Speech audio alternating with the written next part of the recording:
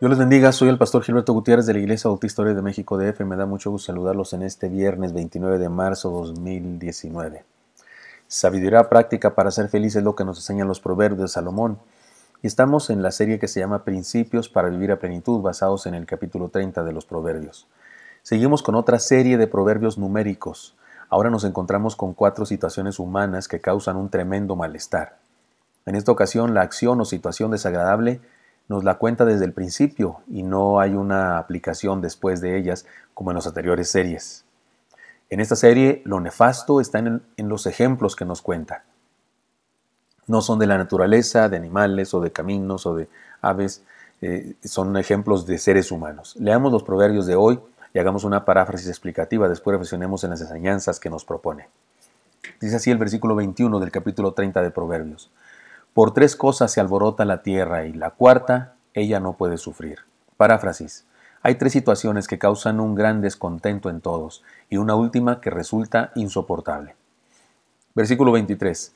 Por el siervo cuando reina, por el necio cuando se sacia de pan. Paráfrasis.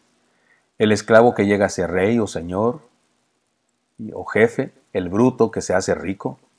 Versículo 23.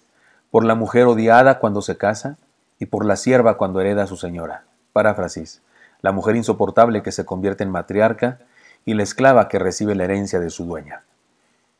Reflexionemos en las enseñanzas que nos proponen estos proverbios. Recuerden que el nombre dentro de la serie de estos proverbios numéricos se llama Ante lo peor de lo peor, seamos lo mejor de lo mejor. He aquí una serie numérica de proverbios que nos presenta una posibilidad de mala interpretación, un peligro de mala interpretación. Nos presenta 4 situaciones que podríamos identificar como muy buenas. Un esclavo que progresa hasta ser líder, jefe, rey. Un tonto que aprende algo y se hace rico. Una mujer que ha sido relegada y finalmente llega a ser la mamá de una familia. Y una esclava que recibe toda la herencia de su ama. En todos los casos podríamos encontrar en esto progreso, crecimiento, una bendición extraordinaria. Sin embargo, es evidente que el proverbio se enfoca no en el suceso precisamente, sino en la actitud de los personajes. Y es a lo que llama nefasto, desagradable, insoportable. Vamos a la enseñanza. El valor de la identidad sana le llamaremos. De hecho, muchos proverbios que hemos estudiado hasta ahora, recuerda, estamos en el penúltimo capítulo, hemos hablado de identidad, ya creo que algún otro proverbio por ahí ya se había llamado así, el valor o la sabiduría o algo así de la identidad sana. Pero aquí una vez más nos habla de eso. Por 3 cosas se alborota la tierra y la cuarta ella no puede sufrir. Por el siervo cuando reina, por el necio cuando se sacia de pan, por la mujer odiada cuando se casa y por la sierva cuando hereda a su señora. Leamos ahora así de corrido todos los proverbios en otras versiones. La Nueva Versión Internacional dice: 3 cosas hacen temblar la tierra, una cuarta la hace estremecer. El siervo que llega a ser rey, el necio al que le sobra la comida, la mujer rechazada que llega a casarse y la criada que suplanta a su señora. Y la traducción del lenguaje actual dice: hay 3 y hasta 4 personajes que la tierra no soporta y que la hacen estremecerse. El sirviente que llega a gobernar, el tonto que llega a ser muy rico, la mujer infiel que vuelve a casarse y la sirvienta que llega a ser la señora de la casa. La Nueva Traducción Viviente dice: hay 3 cosas que hacen temblar la tierra. No, son 4 las que no se pueden soportar. Al esclavo que llega a ser rey, al necio autoritario que prospera, a la mujer amargada que finalmente encuentra marido y a la criada que toma el lugar de su señora. Notaron ustedes que las traducciones, algunas de ellas son bastante distintas porque de hecho no son versiones exactamente, son paráfrasis. Y le añaden algo para que es parte de la interpretación del que hizo esta edición de la Biblia. Y me parece que nos dan un poco de luz para que usted y yo entendamos más por qué estas situaciones que nos parecerían de progreso, de crecimiento, resulta que el proverbio las presenta como detestables. La clave para entender lo terrible de estas situaciones es enfocarnos en las actitudes obvias de las personas que experimentan un cambio radical. Un esclavo que progresa hasta ser rey no era un asunto imposible en aquellos días, quiero decirles. Por ejemplo, miren lo que dice el primer libro de Reyes.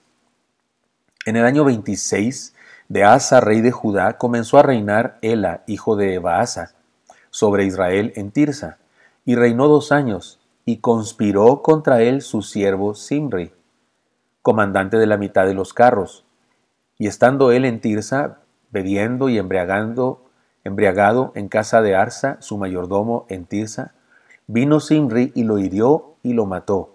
En el año 27 de Asa, rey de Judá, reinó en su lugar suyo. Y luego que llegó a reinar y estuvo sentado en su trono, mató a toda la casa de Baasa, sin dejar en ella varón, ni pariente, ni amigos. Así exterminó Zimri a toda la casa de Baasa, conforme a la palabra que Jehová Dios había proferido contra Baasa por medio del profeta Jehú.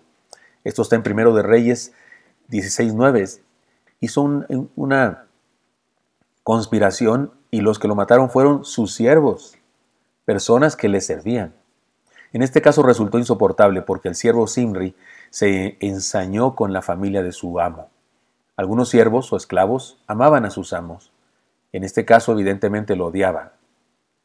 O se amaba demasiado a sí mismo para hacer aquella fechoría. Otra forma de identificar lo desagradable del caso es entender que la actitud de alguien que no está preparado para un puesto lo ejerce con autoritarismo y se porta despóticamente con sus subordinados. En nuestro contexto podríamos identificar el caso, que tampoco es poco común, al definirlo como el burro de la clase, el desobligado en la universidad, que pasaba de grado porque sobornaba a los maestros o copiaba en los exámenes, y que llega a ser presidente de una república. Ciertamente eso resulta insoportable, como el proverbio lo dice. Luego también habla de un tonto que de alguna manera se hace rico. ¿No recuerda un proverbio que ya estudiamos antes? No conviene al necio el deleite, cuanto menos al siervo ser señor de los príncipes. Proverbios 19:10. Se relaciona con el anterior, por supuesto, pero en este caso el énfasis es la insolencia, la insensatez, la falta de sabiduría. Como cuando usted tuvo un compañero o compañera que no estudiaban, que hacían trampa, que no sabía nada de nada y después de unos años se lo encuentra vestido con ropa de diseñador, manejando un carro que vale un dineral, y cuando habla con él se da cuenta que sigue igual de burro. Y usted se pregunta, ¿cómo le hizo? Posiblemente una herencia, tal vez por medios ilícitos, o tal vez como el burro que tocó la flauta, descubrió la clave de un negocio, una fórmula determinada, una patente de un invento que se robó de alguien más. Lo terrible es la envidia que produce, el sentido de injusticia que nos hace creer, y la desilusión que nos causa el pensar que nuestro esfuerzo, nuestro conocimiento o capacidad no sirve de nada, pues un gran bruto, con solo un golpe de suerte, logró todo lo que nosotros no hemos logrado en toda nuestra vida. Y por eso sí resulta desagradable, dice el proverbista. Una mujer que ha sido relegada y finalmente llega a ser la mamá de una familia es el otro caso. La mujer de la que habla el proverbio es algo así como la otra esposa de un marido, y es una esposa la que desprecia. Recordemos que en aquella época se practicaba la poligamia. Los hombres tenían varias esposas.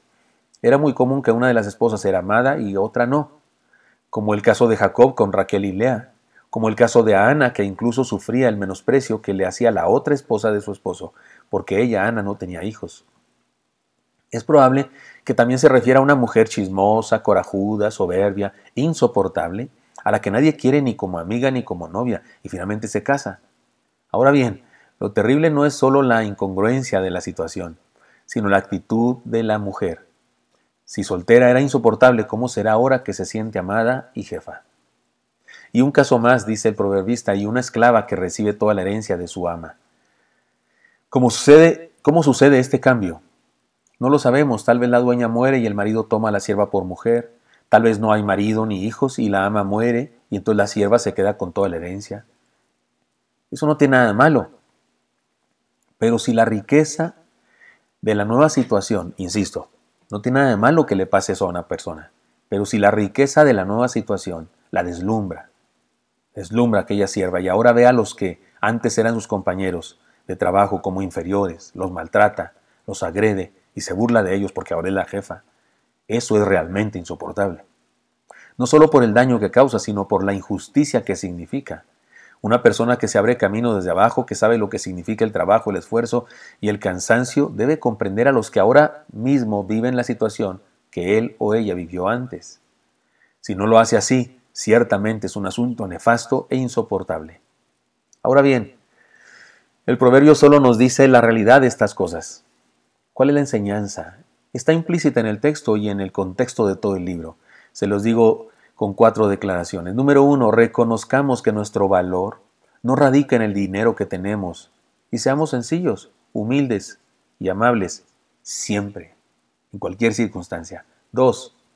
Entendamos que el valor de los demás no depende de sus condiciones económicas o sociales, y no envidiemos a nadie, y no envidiemos ninguna circunstancia. 3.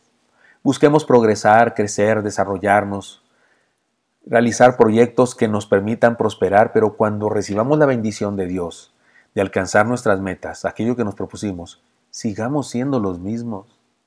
Sigamos siendo los mismos trabajadores, esforzados, sencillos, amables que éramos antes de eso. Y número 4, no olvidemos jamás de dónde nos sacó el Señor. Seamos sabios y no nos escandalicemos de los cambios en la vida de otras personas. Vivamos felices con lo que Dios nos ha dado y preparémonos porque nos dará más. Espero que esto sea útil para usted y me encantaría encontrarle el día de mañana. Hasta pronto.